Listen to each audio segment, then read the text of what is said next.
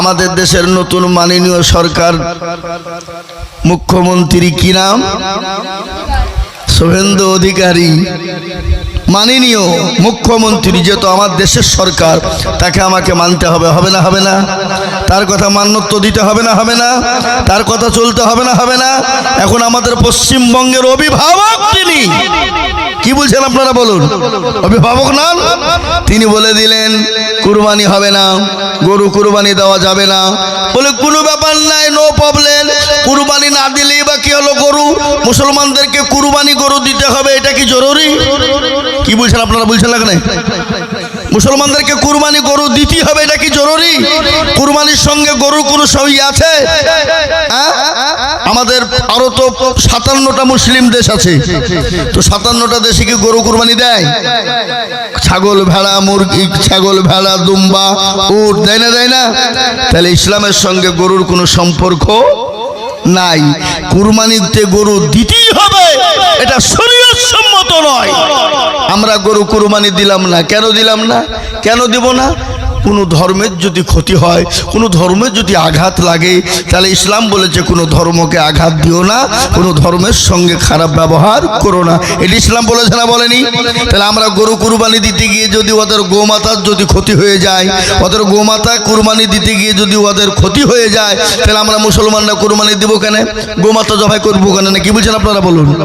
ঠিক না ঠিক? আমাদের একটা স্লোগান হলো, আমার দেশের মাননীয় মুখ্যমন্ত্রী অভিষেকে কি বলে, শুভেন্দু অধিকারী, আপনি যেটা করেছেন ঠিক করেছেন, কিন্তু আপনি সকলের অভিভাবক।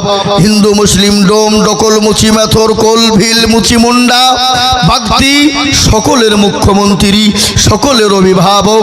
আপনি এমনটা করবেন না যাতে কোনো জাতি কষ্ট পায়, কোনো ধর্ম কষ্ট পায়, কোনো ধর্মের মানুষ যেন আঘাত না পায়, এটা আপনি করবেন না। আপনি করলে যেটাই করবেন সকলের জন্য করবেন, সকলের ভালো মন্দ করবেন। আপনি বলেছেন মসজিদের মাইক আজান কমিয়ে দিতে হবে, সাউন্ড 65 দিতে হবে, আমরা মেনে নিলাম, কিন্তু খালি মুসলমানদের জন্য হবে আর অন্য জাতির জন্য 100 পাওয়ার চলবে, এটা কিন্তু মেনে নেওয়া যাবে না। আপনি উভয়ের জন্য সাউন্ড কমিয়ে দেবেন, উভয়ের জন্য বকরি বন্ধ করে, কি বলে কুরবানি গরু বন্ধ করে দিবেন, বলি বন্ধ করে দিবেন, ওয়েলকাম জানাবো, সাধুবাদ জানাবো, সাদরে গ্রহণ করব, আপনাকে বুকে টেনে নিব। আর আপনি যদি একটা জাতির ওপরে আঘাত হানেন, তাহলে এটা তো ঠিক হবে না। আপনি এটা ঠিক করবেন না, যেহেতু আপনি সকলের অভিভাবক। ঠিক না বেটি? জোরে বলুন।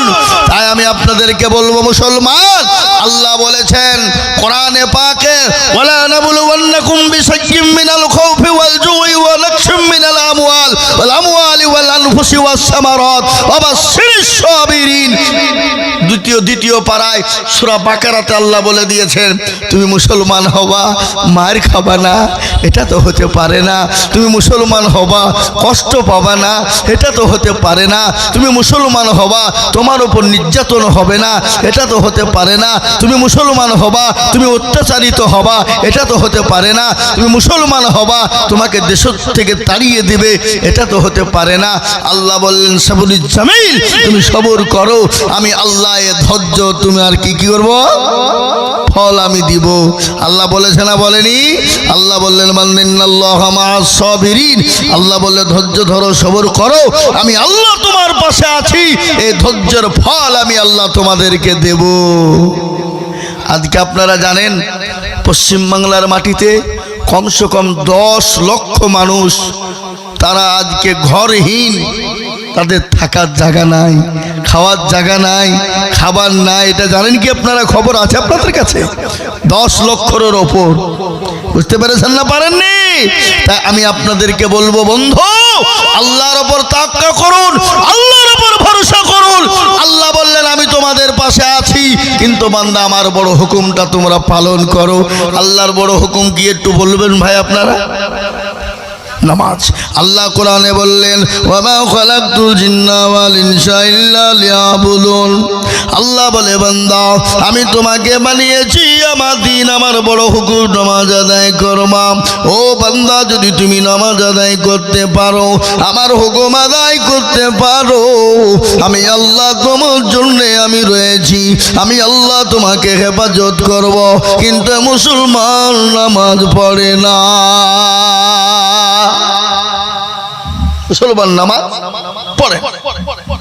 মসজিদ বানায়, তিনতলা চারতলা মসজিদ বানায়, মার্বেল টাইল সে পর্যন্ত মসজিদের ভিতরে লাগিয়ে দেয়, কিন্তু মুসলমান মসজিদে আযান হয়ে যায় হাইয়া আলাস সালাহ হাইয়া আলাল ফালাহ, আর আমরা বলি আমরা পারলুম না ইমাম আর বড়জন তোরা দুজনেই চালা।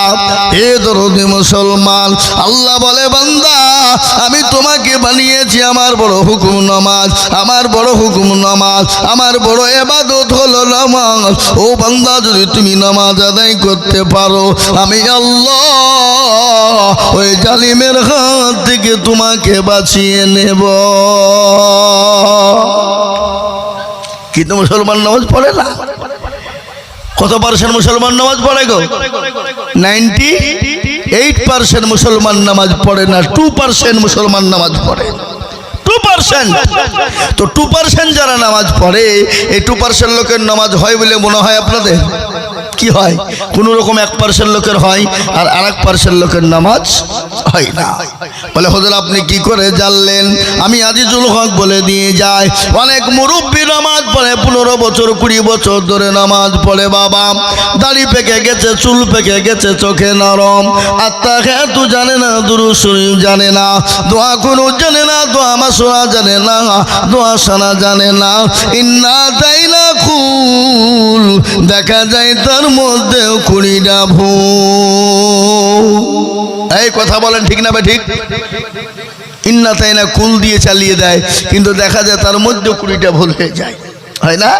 কোনদিন ইমাম সাহেবকে বলে না হুজুর আপনি তো আমাদের ইমাম সাহেব সেলিম সাহেব, ও হুজুর আপনি তো আমাদের ইমাম, আমাদের বড় বক্তা, হুজুর গো আমাদের নামাজ গুলো একটু ঠিক করে দেবেন, কোরআন গুলো ঠিক করে দিবেন, সূরা গুলো ঠিক করে দেবেন, আত্তাহিয়াতু দুরূদ শরীফ দোয়া কোনো দোয়া মাসুরা ঠিক করে দেবেন। জীবনেও কোনোদিন ইমাম সাহেবের কাছে বসবে না। বলে কেন বসবে না? এই কারণে বসবে না, যদি ইমাম যদি কোনো রকম ভুল ধরে দেয় তাহলে ইমামের কাছে মাথা নত হয়ে যাবে, আর ইমামের কাছে মাথা তুলে কথা বলা যাবে না, জীবনও যাবে না, জিজ্ঞাসা করবে না, কেন? ইমামের কাছে মাথা নত হয়ে যাবে। আর আমাদের দেশের ইমাম সাহেবরা হুজুররা এরাও কোনোদিন মুসল্লিদেরকে আজ পর্যন্ত বলল না যে চাচা একটু বসেন না, আপনাকে নামাজটা ঠিক করে দিই, কোরআন গুলা ঠিক করে দিই। ইমামরাও বলে না, বলে যারা বলুন বলে, বলে কেন বলে না? কারণ আছে তো নাকি? ইমাম বলছে তো তোর ভাগ্য ভালো আমরা অজু করিয়ে নামাজ পড়াই, বেশি কায়দা করলে বিনা অজুতে নামাজ চালিয়ে দিব, তোর নামাজ হলি বাকি না হইলি বাকি। কি বুঝলে? ইমামের বেতন 5000। ইমাম নামাজ পড়ে আলহামদুলিল্লাহি রাব্বিল আলামিন, ও আল্লাহ 5000 টাকা বেতনে কি করব? আল্লাহ ছেলের স্কুলের ফি দিব না, বই কিনবো না, খাতা কিনবো, বিবির জন্য শাড়ি কিনবো না, কি কিনবো? গায়রিল মাগদুবি আলাইহি ওয়ালাদ-দাল্লিন। ফেরেশতা বলে কি নামাজ রে? আল্লাহ বলছে একবার মরে যা, তোর কবরে হুড়কে চালাই দেখবি, মর শিখবো, আজ শিখবো। কাকে দোষ দেবেন? আজকে আমাদের দেশের মসজিদের ইমাম বয়ান করে বক্তব্য দেয়, স্লোগান দেয়, মসজিদে বসে আমরা শুনি কিন্তু আমল করি না।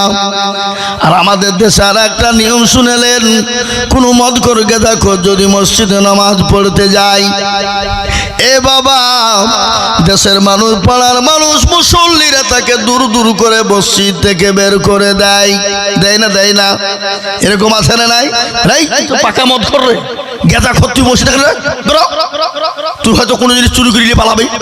কিন্তু আমাদের দেশে লক্ষ্য করেছেন। মদখোর গাঁজাখোরের থেকে বড় খোর কিন্তু আমাদের মসজিদের সামনে কাতারে থাকে, থাকে না? এই কথা বলেন না কেন? সামনে কাতারে কি সুদখোর, ঘুষখোর, লোকের জমি লুটপাট করে খেয়াল খাওয়া লোক, বোন ভাই বোনের ভাইয়ের বিটির হক নষ্ট করা লোক মসজিদের সামনে কাতারে থাকে, থাকে না? থাকে না? জোরে বলুন। কিন্তু জীবনে কোনোদিন মুসল্লিরা একে বের করে দেয় না, তাই না? ও আবার দেশের সবার মসজিদের সভাপতি সেক্রেটারি হয়, আর আমাদের দেশে মসজিদের সেক্রেটারি সভাপতি কারা? মসজিদের দরজা চিনে না যারা। সপ্তাহে একদিন মুরলি করার জন্য যায়, মাতাব্বরি করে পয়সাগুলাকে সপ্তাহে গুনে নিয়ে পকেটে ভরে সোজা বাড়ি যায়। এরকম আপনাদের দেশে নাই, আপনাদের এলাকায় নাই? না আছে? এলাকায় আছে? এ মুসলমান, কাকে জব দিবেন আপনি? কয়দিনের দুনিয়া, কদিন বাঁচবেন? আজ আছি কাল চলে যাব, কখন আছে কখন চলে যাব। পৃথিবীর জমিনে এই জীবন জীবন নয়, আরেকটা জীবন রয়েছে। এই জিন্দিগায় অট্টালিকা বানাবেন আপনি। এই তো আমি দেখলাম খবরে দিচ্ছিল, আমাদের দেশের একটা নেতার বাড়ি নাকি 24টা বিল্ডিং আছে, 24টা বাড়ি। নেতা গরিবের মাল ভক্ষণ করে লুটপাট করে খেয়ে 24টা বাড়ি করেছে। আচ্ছা বলেন, একটা দুটো বাড়ি একটা মানুষের প্রয়োজন, 3টে দরকার, 4টে হাইট 5টা, তো 24টা বাড়ি দরকার হয়? ও মনে করছে আমি আর হয়তো মরবো না, কিন্তু মরণ কাউকে ছাড়বে? জোরে বলুন। পৃথিবীর কেউ বাঁচবে না। আল্লাহ কোরআনে পাকের মধ্যে বললেন, আল্লাহ বলেন, বান্দা ভালো করে শুনে নাও, আমি তোমার জন্য বড় হুকুম নামাজ আদায় করতে বলেছি। ও বান্দা নামাজ পড়ো। আল্লাহর নবী বিশ্ব নবী জনাবে মুহাম্মদুর রাসূলুল্লাহ, দয়ার নবী, মায়ার নবী, রহমতের নবী, গজল আছে না? আল্লাহর নবী এ মায়ার নবী গো, আপনি নবী আমার জীবনের জীবন। আল্লাহর নবী এ মায়ার নবী গো, আপনি নবী আমার জীবনের জীবন। আপনি আমার জীবন সাথী, অন্ধকার কবরের বাতি, আপনি হইলেন নির্দুনিয়ার ধন। আল্লাহর নবী মায়া নবী গো, আপনি নবী আমার জীবনের জীবন। আপনি রহমতাল লিল আলামিন, আপনি উম্মতের জামিন, আপনি হইলেন গুনাহগার উম্মতের আপনজন।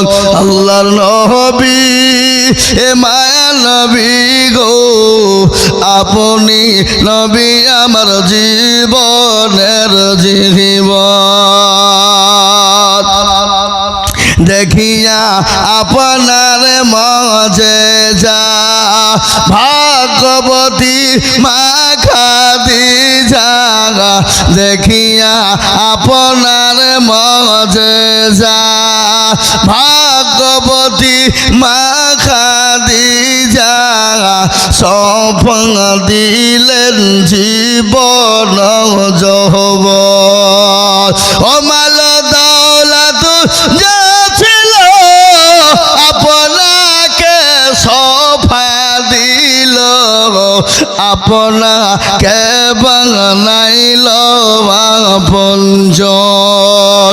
আল্লাহর নবী মায়া নবী গো, আপনি নবী আমার জীবনের জীবন। মুসলমান, আল্লাহর নবী মায়ার নবী দয়াল নবী রহমতের নবী আল্লাহ কোরআনে পাকে বলে দিলেন ওয়া মা আরসালনাকা ইল্লা রাহমাতাল লিল আলামিন। আল্লাহ আমার নবীকে দুনিয়ার জমিনে রহমত হিসাবে বানিয়ে দিলেন। এত সুন্দর নবী দুনিয়ার জমিনে পেয়েছিলেন। আমার নবীর আখলাক চরিত্র ব্যবহার কত ভালো, আল্লাহ কোরআনে পাকের মধ্যে বলে দিলেন ইন্নাকা লালা খুলুকিন আযীম। আল্লাহ সুন্দর করে বলে দিলেন এত সুন্দর নবী, এত সুন্দর চরিত্রবান আখলাকবান নবী পৃথিবীর জমিনে আর কোনোদিন আসেনি এবং কিয়ামত পর্যন্ত আর কোনোদিন আসবে না। ওই বিশ্ব নবী জনাবে মুহাম্মদুর রাসূলুল্লাহ দুনিয়া থেকে যেদিন চলে যাবেন প্রচন্ড বুকে যন্ত্রণা সহ্য করতে পারে না, মাথায় যন্ত্রণা। হযরত জিবরিল আলাইহিস সালাম চলে এলেন, আসার পরে বললেন আসসালামু আলাইকা ইয়া রাসূলুল্লাহ। নবী গো ইয়া রাসূলুল্লাহ, আজ আপনার কাছে দুইজন ফেরেশতা আমরা এসেছি। ওগো নবী আপনি বলুন কেমন আছেন? বলে আমি মোটেও ভালো না। বলে ইয়া রাসূলুল্লাহ আজ একজন নতুন ফেরেশতা নিয়ে এসেছি গো নবী, যে ফেরেশতা জীবনও কোনোদিন কারো কাছে অনুমতি নেয় না। ওগো নবী আপনি যদি অনুমতি দেন ওই ফেরেশতা আপনার কাছে আমি আনবো, আর আপনি যদি অনুমতি না দেন ওগো রাসূলুল্লাহ তাকে নিয়ে চলে যাব। নবী বলে ও জিবরাইল আমি যদি তাকে অনুমতি না দিই? বলে নবী আপনি যদি অনুমতি না দেন নবী গো আমি তাকে নিয়ে চলে যাব। ইয়া রাসূলুল্লাহ আপনি কি জানেন আল্লাহ আপনার জন্য খবর দিয়ে পাঠিয়েছে, বলে আপনার যতদিন মন চায় নবী গো আপনি দুনিয়ার জমিনে থেকে যান। ওগো রাসূলুল্লাহ আপনার যতদিন মন চাইবে দুনিয়ায় থেকে যান, কিন্তু রাসূল আল্লাহ আপনার দিদারে পাগল হয়ে আছে। ওগো নবী আপনি দিদারে আল্লাহ পাগল, আপনি বলুন আল্লাহর সঙ্গে দেখা করাটা আপনার জন্য জরুরি না দুনিয়াতে থেকে যাওয়াটা জরুরি? রাসূলুল্লাহ বললেন জিবরাইল রে আমার দুনিয়াতে থাকাটা জরুরি না, আমার আল্লাহ দিদারে আল্লাহর সঙ্গে দেখা করাটাই সব থেকে বড় জরুরি। জোরে বলুন সুবহানাল্লাহ। বিশ্ব নবীর দরবারে হাজির আজরাইল আলাইহিস সালাম নবীকে সালাম দিলেন। নবীর বুকের উপর যখন হাতখানা দেওয়া হলো রাসূলুল্লাহ বললেন ও আজরাইল গো তুমি শোনো, তুমি যখন আমার বুকের উপর হাতটা দিলে আমি রাসূল মনে করলাম গোটা উহুদ পাহাড়টা আমি নবীর বুকের উপর বসে গেল। বলো আজরাইল আমি নবী দুনিয়া থেকে চলে যাব, কিন্তু আমার ওই গুনাহগার উম্মত উম্মতি তারা কি কষ্ট পাবে? তাদেরকে মৃত্যুর যন্ত্রণা এত কঠিন হবে, তারা কি এরকম করে যন্ত্রণা ভোগ করবে? তারা কি এতটাই কষ্ট পাবে? হযরত আজরাইল আলাইহিস সালাম কান্না করে দিলেন।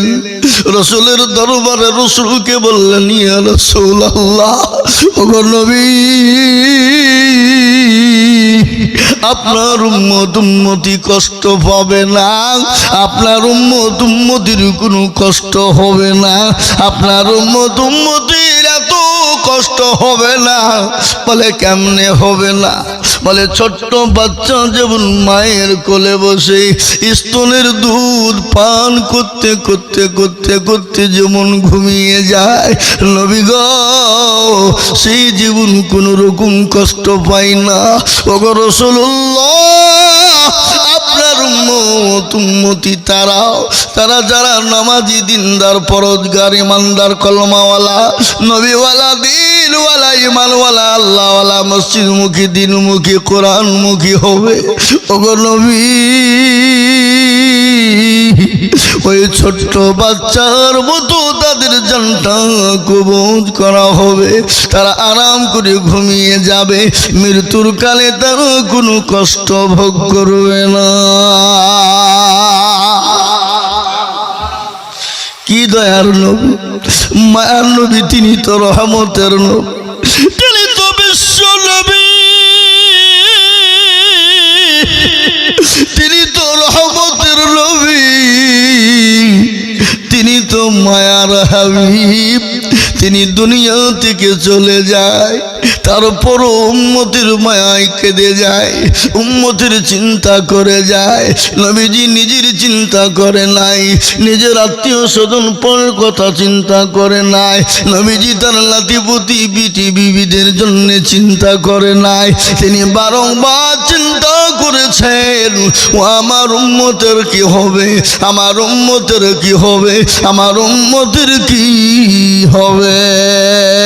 আর ওই নবীকে কেউ যদি গালি দেয়, ওই নবীকে কেউ যদি কটু কথা বলে, ওই নবীকে নিয়ে কেউ যদি খারাপ মন্তব্য করে, আমরা মুসলমান এক বিন্দু রক্ত থাকতে তার কলিজা ছিঁড়ে আমরা ফেলে দেব। দেব কি দেব না? এই কথা বলেন না কেন? দেব না, দেব না। কেউ যদি আমার নবীকে নিয়ে কটূক্তি করে, নবীকে গালি দেয়, নবীকে নিয়ে উল্টো পাল্টা ভাষা ব্যবহার করে, আমরা মুসলমানদের শরীরে এক বিন্দু রক্ত থাকতে আমরা ছেড়ে দেব কেন? মুসলমানরা জানে আমরা সেই জাত। কোন জাত? 30 দিন না খেয়ে রোজা থাকার জাত আমরা, ঠিক না বেটি? জোরে বলুন। 30 দিন না খেয়ে আমরা রোজা করি না? করি না? করি না? জি। সাহাবাদের সামনে রসুলের ওপরে যদি কেউ আক্রমণ করত, রসুলকে নিয়ে কেউ যদি কটূক্তি করত, তার গলা থেকে গর্দানকে আলাদা করে দিত। যিনি ছিলেন হযরতে ওমর। কোরআন বলেছে এটা, কুল ইন কুনতুম তুহিব্বুনাল্লাহ ফাত্তাবিউনি ইউহিব্বুকুমুল্লাহ ওয়া ইয়াগফির লাকুম যুনুবাকুম আল্লাহু গফুরুর রহিম। আল্লাহ কোরআনে বলেছে, ও পৃথিবীর মানুষ, তোমরা জানো, তোমরা যদি আমি আল্লাহকে পেতে চাও, আমি আল্লাহর জান্নাত নৈকট্য লাভ করতে চাও, আমি আল্লাহর জান্নাত যদি যেতে চাও, আমার পেয়ারা হাবিব দয়ার নবী মুহাম্মদুর রাসূলুল্লাহ সাল্লাল্লাহু আলাইহি সাল্লামের আনুগত্য করো, তাকে স্মরণ করো, তাকে মহব্বত করো, ভালোবাসো। আজ আমাদের দেশের মানুষ এমনও মুসলমান আছে নবীর নাম জানে না, এরকম মুসলমান আছে না নাই? কথা কন না কেন?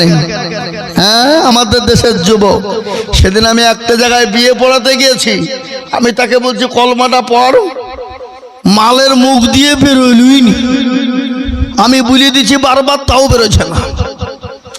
কিন্তু কোনো মাল আমাদের দেশে আছে, যদি বলে আমার দেশের সুপারস্টারের নাম কি বল, তো 2 বছরের পুঁটি মাছ লাভ মেরিয়ে বলবো স্যার আমি বলবো। বলবে না? বলবে না? কথা কয়। কিন্তু মাল তো আমরা সব হেভি হোয়াইট হয়ে আছি বাবা। এই মালে, এই মাল কার বাড়িতে নাই? এই মালের জন্য স্বামীর সঙ্গে বিবির মিল নাই, বাপের সঙ্গে বেটার মিল নাই, ভাইয়ের সঙ্গে বিটির মিল নাই, ঠিক না বেঠি? জোরে বলুন। এই মালের জন্য দেওয়াই চাই। ওই স্কুলে পড়া করুক আর না করুক, কিন্তু মোবাইল প্রয়োজন, ঠিক না বেঠিক? জোরে বলুন। আর আমাদের দেশে মোবাইল নিয়ে ব্যস্ত। হাই রে মুসলমান, কবে শিখবেন? আসল নামাজ পড়ি। সাহাবায়ে কেরাম তাদের জীবনে নামাজ ছিল, তাদেরও পোশাক ছিল না, তাদের খাবার ছিল না, তাদের জামা কাপড় ছিল না, কিন্তু তাদের জীবনের নামাজ কোনোদিন কাজা ছিল না। আর আমাদের দেশে একটু পয়সা হয়ে গেলে চতুর্দিক দিয়ে ফুটানির গল্প বেরোয় না বিভিন্ন রকমের কথা বেরোয় নামাজের ধার ধারে না বেলা 9টা 10টা পর্যন্ত বিছান ছাড়ে না কিন্তু বন্ধু চোখটা যদি খুলে যায় ইহকাল আর চোখটা যদি বন্ধ হয়ে যায় তো পরকাল ঠিক না বেঠি জোরে বলুন ফজর কাজা করো ফজরের আজান হয় আসসালাতু খায়রুম মিনান নাওম হয় না আপনাদের দেশে হয় না আসসালাতু খায়রুম মিনান নাওম এর মানে হলো বান্দা তোমার কাছে তোমার ঘুমের থেকে নামাজ হলো উত্তম ফজরে যখন আজান হয়ে যায় ও মুসলমান শোনো জঙ্গলের পশু পাখি বলে আমি আর ঘুমাবো না গরু ছাগল বেলা মুরগি উড়দুম্বা বলে আমি আর ঘুমাবো না পুকুরের মাছ বলে আমি ঘুমাবো না পৃথিবীর সর্বশ্রেষ্ঠ মানুষ বেলা 10টা 9টা নাইলে বিছান ছাড়ে না আমি বলবো বন্ধু তোমার যদি চোখটা বন্ধ হয়ে যায় তোমার চিরতরে জীবনের ঘুম শেষ হয়ে যাবে তোমার ওই নিন্দার আরামের জায়গা বন্ধ হয়ে যাবে তুমি কি জানো না ফজরে নামাজ কাজা করে তুমি কেন ঘুমিয়ে যাও রে বান্দা আছে না গজল কেমন করে ঘুমাও তুমি কেমন করে ঘুমাও তুমি ফজর করে কাজা এমন তো হতে পারে জোহরে জানাজা মানুষ এমন তো হতে পারে জোহরে জানাজা হতে পারে না মুসলিম হয় না জন্ম নিলে মুসলমানের ঘরে কাফের মুমিন পারতক সালাতের হালতে মানুষ কাফের মুমিন পারতক নামাজের হালতে জীবনে নামাজ কবু করিও না কাজা এমন তো হতে পারে জোহরে জানাজা মানুষ এমন তো হতে পারে জোহরে জানাজা নমাজ করা কাজা করে দিও না আমি একটা ঘটনা মনে হয়ে গেল আল্লাহ নবী দয়াল নবী রহমতের নবী মায়ার নবী বিশ্ব নবী নবীর নবীদের নবী সমস্ত সাহাবারা নবীর পিছনে জামাতে নামাজ পড়তেন কোন সাহাবা আযান দিতেন যে সাহাবার নাম হলো হযরত বিলালের আযানে এত মধু হে মুসলমান বিলাল যখন আযান দিত মক্কা মদিনার মাটিগুলা তত্তর করে কাঁপতে শুরু হয়ে যেত হে মুসলমান ওই বিলালের মহব্বত কত ভালো নবীর উপর জানেন রাসূলুল্লাহর হাদিস বলে দিলেন আল্লাহর রাসূল বলেছে লা ইউমিনু আহাদুকুম হাত্তা আকুনা হাব্বা ইলাই মিন ওয়ালিদিহি ওয়া ওয়ালাদিহি ওয়ান নাসি আজমাইন এই হাদিসটা কোথায় পাবেন বুখারী শরীফের হাদিস তিরমিজি শরীফের হাদিস এটা হলো আপনার কে বলে মিশকাত শরীফের হাদিস এই হাদিসটা বর্ণিত হলো নবী বললেন লা ইউমিনু আহাদুকুম হাত্তা আকুনা আহাব্বা ইলাই মিন ওয়ালিদিহি ওয়া ওয়ালাদিহি ওয়ান নাসি আজমাইন নবী আমার বলে গেলেন অতক্ষণ পর্যন্ত তুমি মুমিন হবা না অতক্ষণ পর্যন্ত মুমিন হতে পারবা না অতক্ষণ পর্যন্ত নবীর প্রেমিক হবা না অতক্ষণ পর্যন্ত ঈমানওয়ালা হবা না কতক্ষণ পর্যন্ত হবা না আল্লাহর নবী কসম করে বললেন আমি আল্লাহর কসম করে বলি আল্লাহর কসম করে বললাম আল্লাহর কসম করে বললাম আমার নবী কসম করলেন বলে তুমি ততক্ষণ পর্যন্ত মুমিন হবে না, অতক্ষণ পর্যন্ত যতক্ষণ তুমি তোমার বিবি, তোমার বাচ্চা, তোমার ছেলে, তোমার মেয়ে, তোমার জমি, তোমার গাড়ি, তোমার বাড়ি, তোমার সম্পদ, তোমার নিজের জীবনের থেকেও আল্লাহ তার রাসূলকে না ভালোবাসবা, ততক্ষণ পর্যন্ত তুমি মুমিন হবে না। বিশ্ব নবীর সাহাবারা নবীকে নিজের জীবনের দিকে বেশি ভালোবাসতেন। নবী আমার মসজিদে নববীতে নামাজ পড়াইতেন। তিনি ইমামের মর্যাদা কত বেশি আপনারা জানেন না। নবী আমার বলেছেন, ইমাম যারা মসজিদের হবে, ইমামের সঙ্গে ভালো ব্যবহার করবে, ইমামের সঙ্গে খারাপ আচরণ করবে না, ইমামের সঙ্গে ভদ্রতার সাথে কথা বলবে, ইমামের সঙ্গে খারাপ ভাষা করবে না, ইমামের পিছনে খারাপ কথা বলবে না, ইমামকে নিয়ে উল্টো পাল্টা ভাষা ব্যবহার করবে না। তুমি কি জানো না, ইমাম তো তোমার বাপের ঘরের ইমাম নয়, ইমাম হলো আল্লাহর ঘরের ইমাম। আল্লাহর ঘরের ইমাম যিনি হবে, তিনার সঙ্গে খারাপ ব্যবহার করা যাবে না, খারাপ অন্যায় করা যাবে না। আল্লাহ শুনালেন ভালো করে, বিশ্ব নবী দয়াল নবী তিনি মসজিদে নববীতে তিনি হলেন ইমাম। তিনি তো ইমামুল আম্বিয়া, তিনি তো ইমামুল আম্বিয়া, তিনি তো ইমাম। বিশ্ব নবী সমস্ত সাহাবায়ে কেরাম রাদিয়াল্লাহু তাআলা আনহুম আজমাইনরা নবীজির পিছনে নামাজ পড়তেন। প্রতিদিন নামাজ পড়ে বেরিয়ে যেতেন। একজন সাহাবা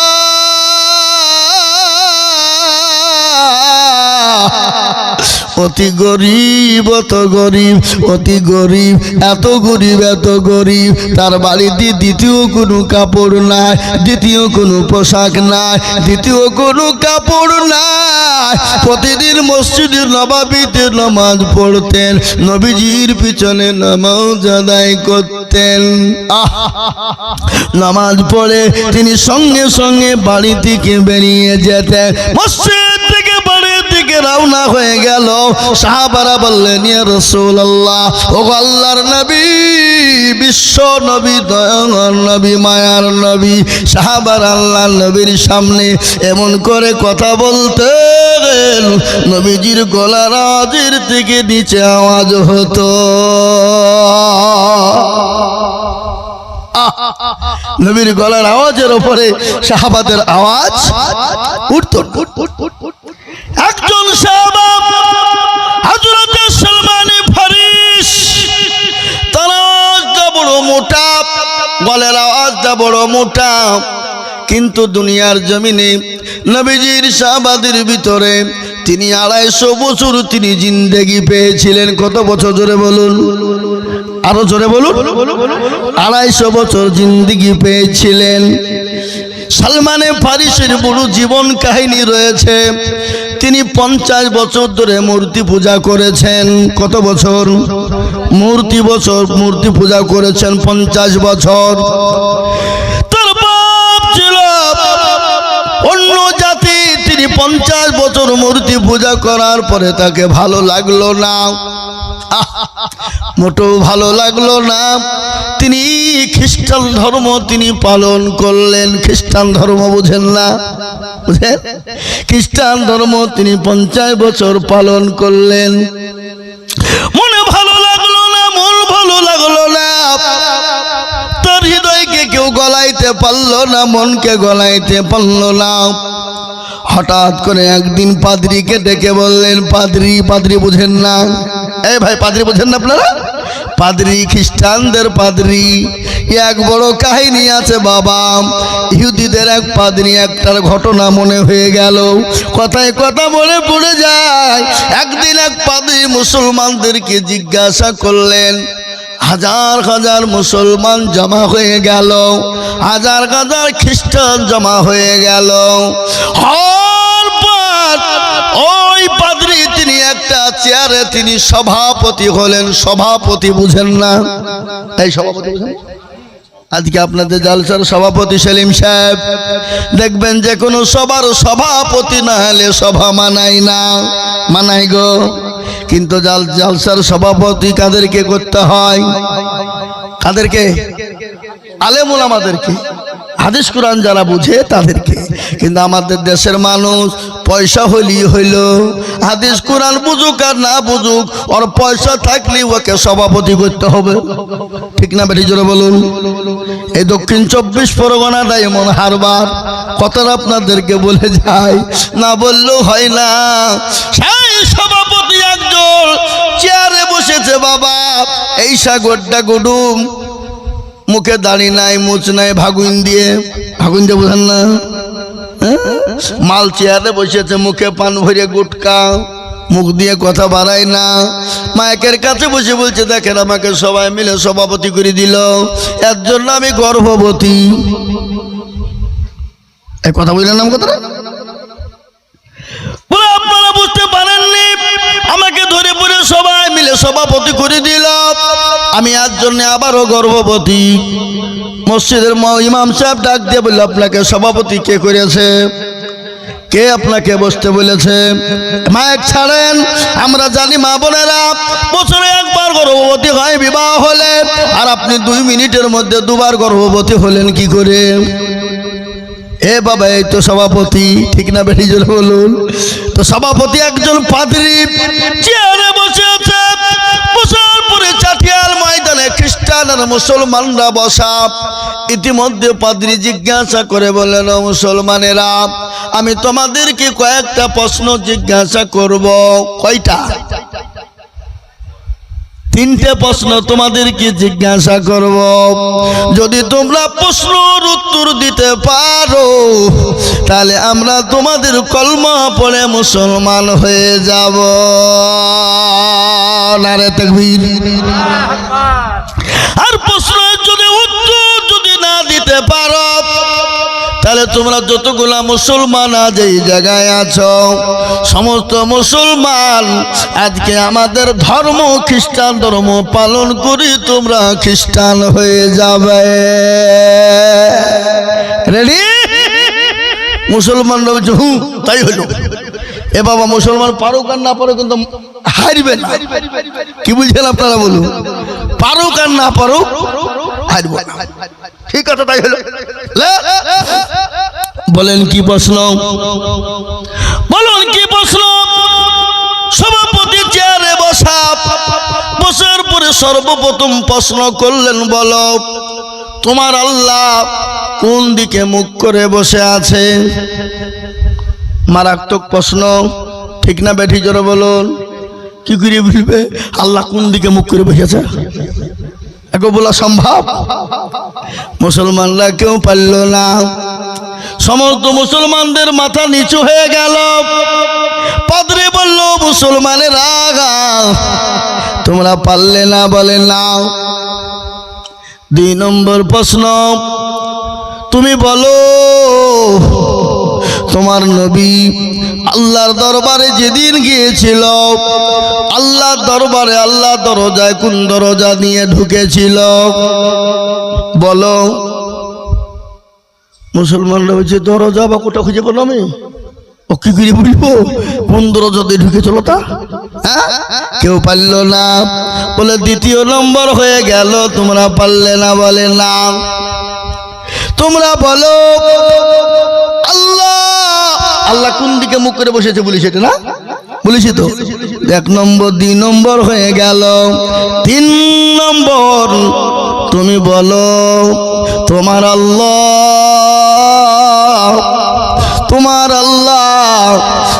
আল্লাহ কোন রাস্তা? ভুলে হয়ে গেল এটা। 1 নম্বর হলো তোমার আল্লাহ কোন দিকে মুখ করে বসে আছে। 2য় নম্বর হলো তোমার আল্লাহ নবী কোন দরজা দিয়ে ঢুকেছিল? জান্নাত আল্লাহ নবী যখন গিয়েছিল, ওই যে মেরাজের রাত্রিরে গিয়েছিল না, যায় নাই? 2 নম্বর। আর 3 নম্বরটা হলো তোমার আল্লাহ কোন দিকে বসে আছে, কোন দিকে মুখ করে বসে আছে। এটা বললাম নাকি? এটা বলেছে। আর তোমার আল্লাহ, এটা মনে আমার হচ্ছে না, মনে হয়ে যাবে, একটু থামেন বলে দিচ্ছি। সমস্ত পাদ্রীরা খ্রিস্টানরা খুশিতে ভরপুর হয়ে গেল। আনন্দিত হয়ে গেল। মুসলমানরা তো তাহলে কেউ পারল না, কেউ পারল না, কেউ পারল না। হ্যাঁ, এই প্রশ্ন মনে পড়ে গেছে, তোমার আল্লাহ এই মুহূর্তে কি করছে? বুঝতে পারেছেন না পারেননি? এক নম্বর হলো তোমার আল্লাহ কোন দিকে মুখ করে বসে আছে, দুই নম্বর হলো তোমার আল্লাহ এই মুহূর্তে কি করছে, আর তিন নম্বর হলো তোমার নবী কোন দরজা দিয়ে আল্লাহর দরবারে ঢুকেছে। বলো, কেউ পাই। সমস্ত মুসলমানদের মাথা নত হয়ে গেল, কেউ যখন পারল না, মুসলমান দরদি আমার ভাইয়েরা, কেউ যখন পারল না, খ্রিস্টান বলল তাহলে তোমরা কথা অনুযায়ী ওয়াদা করেছো তোমরা সমস্ত মুসলমান খ্রিস্টান হয়ে যাবে। হবা তো? ইতিমধ্যে একজন 13 বছরের যুবক, 13 বছরের তরুণ তুর্কি নওজোয়ান বলে, ও মুসলমান না, ঘাবড়ায় না, এ তিনটে প্রশ্নের উত্তর আমি দিয়ে দেব। খ্রিস্টানের পাদ্রী মুসলমানরা বুঝছি কে রে? কেউ ছোট্ট ছেলে, কেউ কিছু মনে করে না। পাদ্রী বলো, তরুণ যুবক তুমি পারবে? বলে আমি অবশ্যই পারবো। দেখো, বলে হ্যাঁ আমি পারবো। তাহলে বলো। বলে আমি আগিয়ে আসি। বলে আসো। সমস্ত খ্রিস্টান এবং মুসলমানদেরকে ডাক দিয়ে বলেন, ও মুসলমানেরা, ও খ্রিস্টানরা শোনো, মুসলমানরা না পারলে সমস্ত মুসলমান খ্রিস্টান হওয়ার কথা, কিন্তু মুসলমানরা যদি প্রশ্নের উত্তর দিয়ে দেয় সমস্ত খ্রিস্টানকে মুসলমান হতে হবে। রাজি? সমস্ত খ্রিস্টান বললে হ্যাঁ রাজি। তাহলে উত্তর শোনো। বলে হ্যাঁ বলি। বলো। বলে এক নম্বর প্রশ্ন হলো তোমার আল্লাহ এই মুহূর্তে কি করছে বলতে হবে। সঙ্গে সঙ্গে ওই তরুণ যুবক নওজোয়ান 13 বছরের কিশোর সঙ্গে সঙ্গে তিনি বললেন, ও মুসলমান খ্রিস্টান তোমরা শোনো, যিনি এই তিনটে প্রশ্ন করেছেন তিনি কি উত্তর জানেন? বলেন না, তিনি উত্তর জানে না, কিন্তু তিনি প্রশ্ন জানেন। কিন্তু আমি 13 বছরের কিশোর, এই তিনটে প্রশ্নের উত্তরও জানি।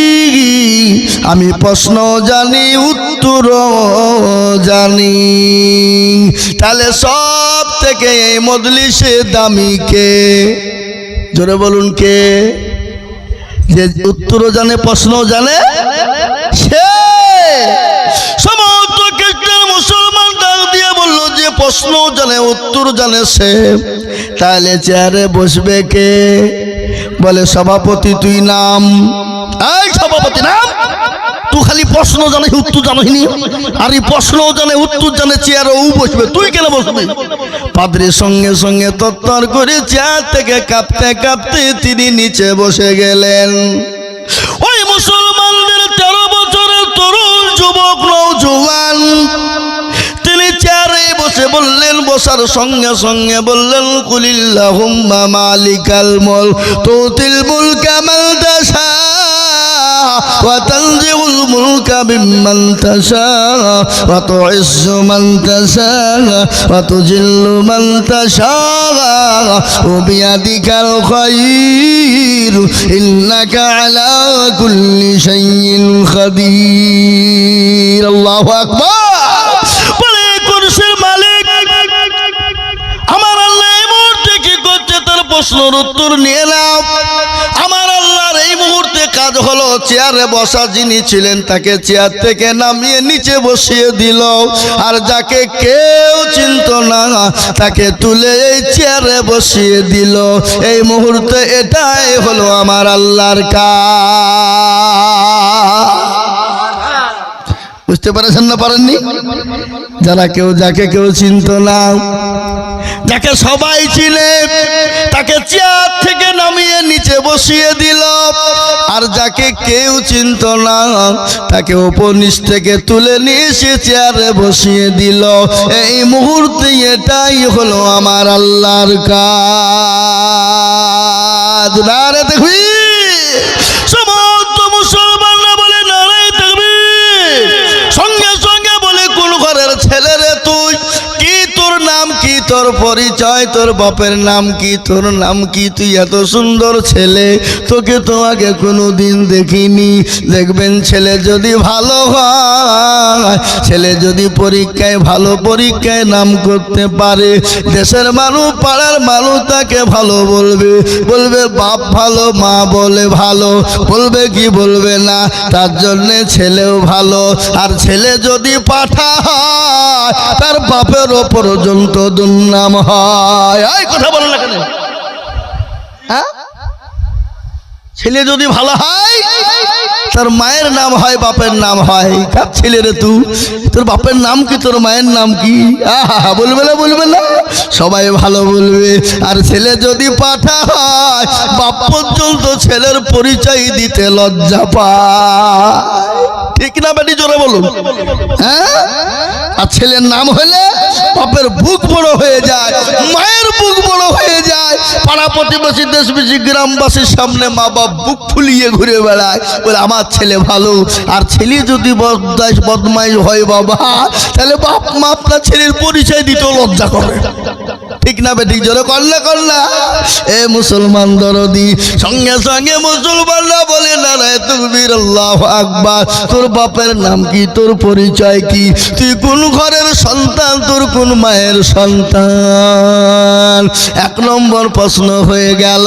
দ্বিতীয় নম্বর প্রশ্ন, তোর নবী যখন আল্লাহ দরবারে গিয়েছিল, কোন দরজা দিয়ে গিয়েছিল? সঙ্গে সঙ্গে ওই তরুণ নওজোয়ান যুবক 13 বছরের কিশোর ডাক দিয়ে বলল, পাদ্রী মশাই, ও খ্রিস্টান মুসলমানরা শোনো, মুরগির ডিম চিনেন না? বলে হ্যাঁ চিনি। বলে মুরগির ডিমে আবার কি হয়? বলে মুরগির ডিমে কি হয়? আচ্ছা বলো, মুরগির ডিমের যখন মা বোনেরা বাচ্চা তোলার জন্য মুরগির পেটের তলে যখন ডিম দেয়, দেয় না? দেয় না? এই দেয় না? বাচ্চা তোলার সময় ডিম দেয় না? বলে ডিম দেয়। আচ্ছা বলো তো, বাচ্চার পেটের তলে যে ডিম দেয়, ওই ডিমের ভিতরে কোন দিক দিয়ে মুরগির বাচ্চা ঢুকলো তুমি বলো? বলে মুরগির ডিমের ভিতরে মুরগির বাচ্চা ঢুকার জন্য কোনো দরজার কোনো প্রয়োজন হয় না। বলে তেমনি আল্লাহর নবী, আল্লাহর দোস্ত আল্লাহর দরবারে যাবে, তার জন্য দরজার কোনো প্রয়োজন হয় না। নারে তাকবীর!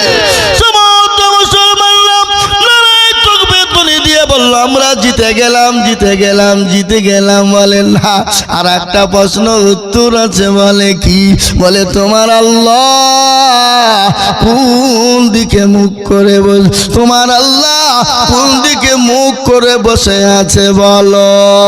বলে কোন দিকে মুখ করে বসে আছে দেখবা, একটা মোমবাতি জ্বালিয়ে দেওয়া হলো, আর ওই মোমবাতিতে আগুন জ্বালিয়ে দেওয়া হলো। বলে আগুনের কোনো দিক আছে? বলে কোনো দিক নাই, চতুর্দিক সমান। তেমনি আমার আল্লাহর কোনো দিক নাই, আল্লাহর চতুর্দিক হলো সমান। সমস্ত মুসলমানরা নারায়ে তাকবীরের ধ্বনি দিয়ে দিল। সঙ্গে সঙ্গে মুসলমানরা বলল, পাদ্রী ও খ্রিস্টানরা, তোমাদের কথা অনুযায়ী, ওয়াদা অনুযায়ী তোমরা কলমা পড়ে মুসলমান হয়ে যাও। আল্লাহুম্মা সাল্লি